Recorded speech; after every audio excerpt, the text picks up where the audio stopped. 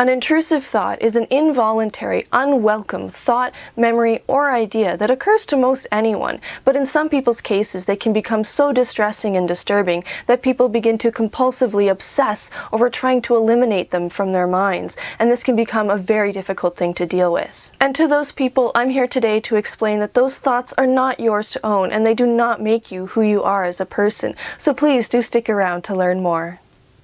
An idea. You can escape. Ideas are bulletproof.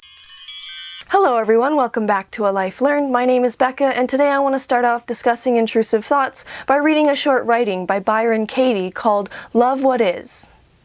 Most people think that they are what their thoughts tell them they are. One day I noticed that I wasn't breathing, I was being breathed. Then I also noticed, to my amazement, that I wasn't thinking, that I was actually being thought, and that thinking isn't personal.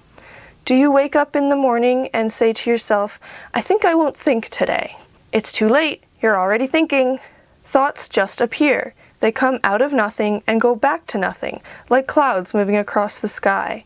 They come to pass, not to stay. There is no harm in them until we attach to them as if they were true. No one has ever been able to control his or her thinking, although people may tell the story of how they have. I don't let go of my thoughts. I meet them with understanding. Then they let go of me. Thoughts are like the breeze, or the leaves on the trees, or the raindrops falling. They appear like that, and through inquiry, we can make friends with them. Would you argue with a raindrop? Raindrops aren't personal, and neither are thoughts. Once a painful concept is met with understanding, the next time it appears, you may find it interesting. What used to be the nightmare is now just interesting. The next time it appears, you may find it funny. The next time, you may not even notice it. This is the power of loving what is. And the reason I wanted to share this with everyone is because it really helped me with my intrusive thoughts. And even though I don't have OCD level intrusive thoughts, I do still deal with them like everyone else in the world. What many don't realize is they tend to result from a lot of subconscious stimuli, a lot of different ideas that are forced into our brain through the media, through advertisements, through just different societal experiences that we don't really realize that we're taking in. And then suddenly we have these really dark intrusive thoughts because of various different things we've seen in movies, or read in magazines, or heard about someone else doing on the news. And then suddenly we think that these thoughts are somehow something that we've come up with, when in reality they're the result of something that we've seen in the world around us at some point. So it is very important that you first note that you are not unique or different to have these intrusive thoughts. We all get them, but it is true that some of us get so distressed and obsessed with them that we can develop anxiety conditions around them. Or in some situations we can have anxiety conditions that lead to intrusive thoughts because it is a general anxiety response. And there isn't just one type of intrusive thought. They vary depending on the different types of anxiety conditions that you might have. But for anyone who does experience this anxiety condition level intrusive thoughts, they often tend to try and suppress them or repress them, depending on their methods. Some people actually find repression does work in short term, but it's been found that long term it can lead to a lot of health issues and even death in the case of some people committing suicide. So it's really not an advisable way to deal with things. A lot of people more often try to suppress them and are much less successful because suppression just really doesn't work when it comes to obsessive thoughts. It's been studied and found over and over that suppression actually causes them to occur even more often, because the constant attempts at suppressing these thoughts makes them hyper accessible and thus that much more easy to come to think about, even though you're trying so hard not to. And sometimes these thoughts can even occur out of the exact opposite of what we assume.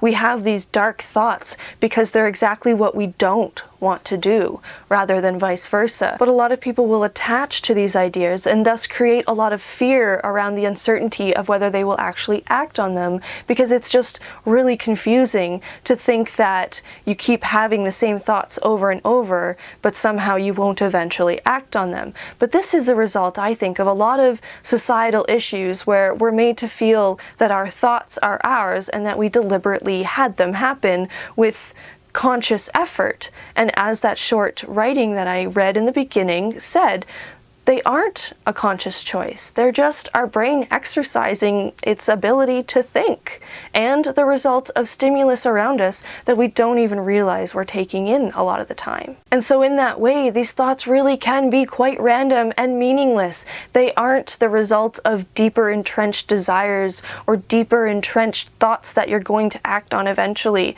In a lot of cases, if you're disturbed by them, then that's because you're not going to act on them, because you are a loving, compassionate person who doesn't want to hurt other people, or who doesn't want to do whatever acts it is that you're having intrusive thoughts about. But in the way that we're often taught in society that we're responsible for everything that goes through our mind and creates way too much agency for how people tend to think, this in itself makes us decide that we must be attached to these ideas and thoughts, that they must somehow be ours, and that we therefore must be afraid that one day we might act on them. But the fact of the matter is, everyone gets intrusive thoughts, and we don't want to, and you don't have to act on them. There is a very big difference between thinking and acting, and that's a very important thing to keep in mind with this.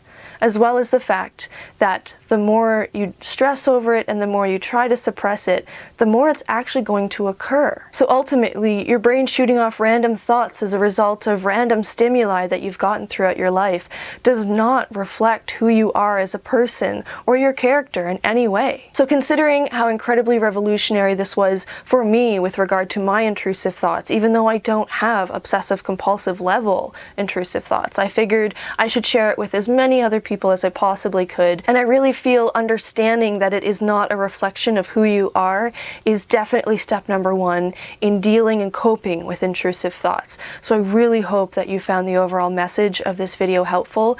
And one thing I do want to suggest to anyone dealing with this condition is to try and find more education on mindfulness. I'm going to leave a video below that gives a really nice description of it, but you should definitely do some research on that, because that is also a really good method in coming to terms with your thoughts. And as the short writing that I read in the beginning explained, trying to observe them and see them as interesting rather than disturbing, and see them as just a passing cloud rather than a part of who you are. Because it really is your actions that make you who you are, not your thoughts. So if you're someone who experiences intrusive thoughts and is just starting to learn about this condition, I highly suggest you check as many of the links below as you possibly can.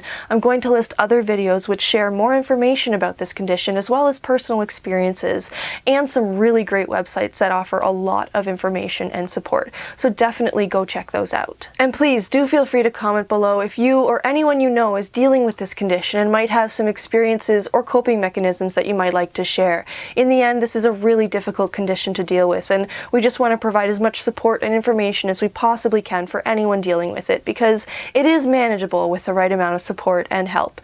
And try to remember, those thoughts aren't yours. Like your lungs are breathing, your brain's just thinking sometimes. That doesn't make it who you are. And as always, please do join me again next week, where I try again to share a little something I've learned in life.